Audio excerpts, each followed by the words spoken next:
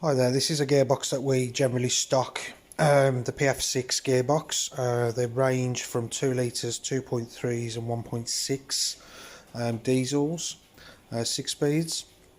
We generally do a full overhaul, so what we generally do is change all the bearings, all the seals, and we check all the sets and fully strip them all down. If they need any sort of gears, synchro meshes or hubs, we change them. If they're not up to a certain percentage, we just change them anyway. Plancher gears get changed if they're worn, if not we reuse, but generally speaking if they're worn they get changed, the same as the bearings. You get a brand new selector bar as well as selector bearings and obviously brand new seals. On this particular box it's a 1.6 diesel out of a Renault or a Vauxhall, Vivaro, some bi-turbo, some not, some sports. We also do a vapor blast on the actual cases. Even though these cases look relatively clean, as you can see there are some dark areas in the aluminium.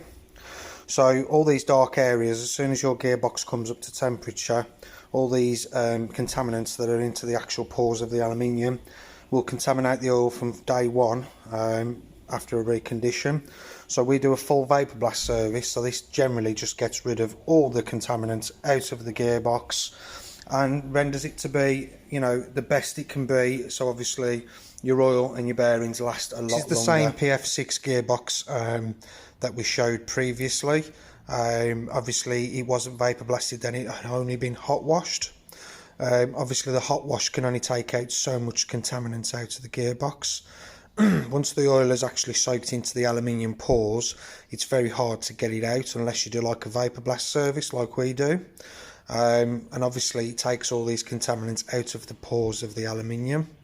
Obviously when you put your oil in fresh after the gearbox has been reconditioned, it stops all this contaminated oil coming out of the pores once the gearbox is up to temperature and stops your new oil from being contaminated.